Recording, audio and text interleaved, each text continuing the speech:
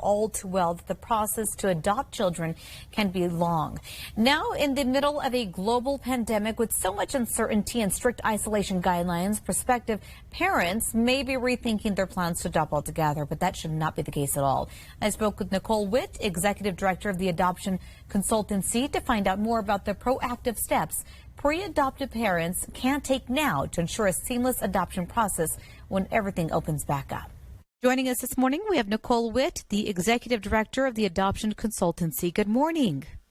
Good morning. Thanks so much for having me, Crystal. Absolutely. You know, I love the topic that we're covering this morning because I think it's going to help so many New Mexico parents, soon-to-be parents, who are looking to adopt. And it's such a heartwarming topic. I don't think we talk about it enough. So thank you so much for joining us and really, you know, breaking down the barriers. So let's talk about adoption.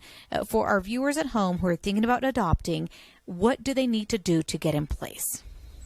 Well, the very first step is to figure out what type of adoption is right for them. So there are three main types. You have a domestic adoption of newborns, so private domestic adoption. Then also domestically, you have foster adoption, which tends to be older kids. And then you have international adoption. And those three types of adoption are so completely different that really is kind of the very first decision that you make, because that's going to impact every step that you take from that point forward. Mm-hmm. Very, very important questions that you just asked that, you know, maybe the average soon-to-be parent may not be thinking about, that there's so many different aspects when it comes to adoption. Now, once they narrow that down, what is the next step? They need to get paperwork, finances, so many other things in order. What do they need to look into?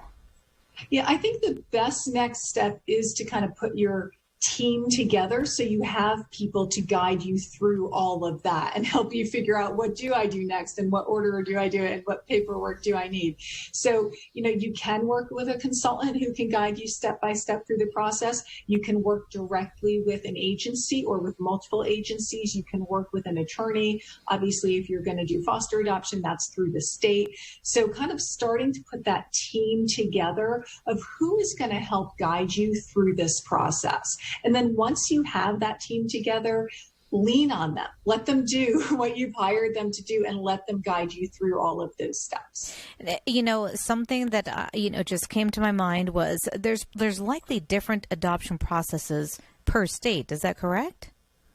That's correct. Different states have different laws, and you don't have to adopt from the state in which you live. A lot of the people I work with adopt from states other than the one in which they live. So it does add a little bit of complexity, and there's travel involved and so on.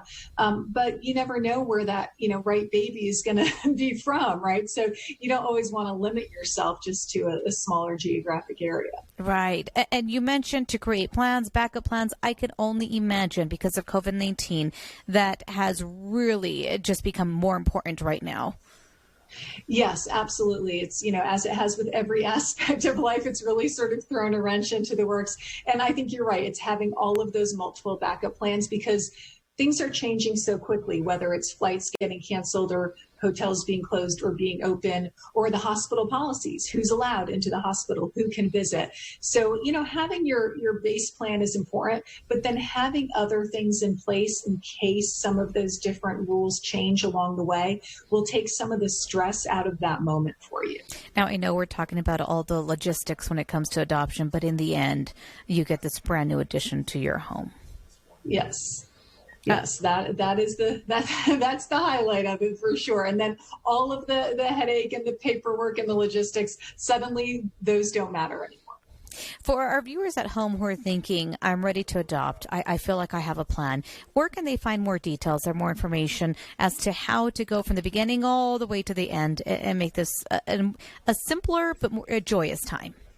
Right, absolutely. Well, certainly if they wanted to visit my website, they can do that at theadoptionconsultancy.com. And again, we guide people step by step through the process for private domestic adoption.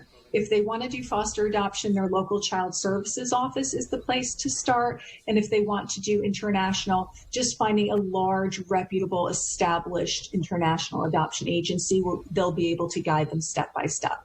Nicole, I want to thank you so much for joining us this morning. Some great tips. Thanks for having me. For more information on the adoption consultancy, as well as a full recap of that entire interview, head to our website. That's always on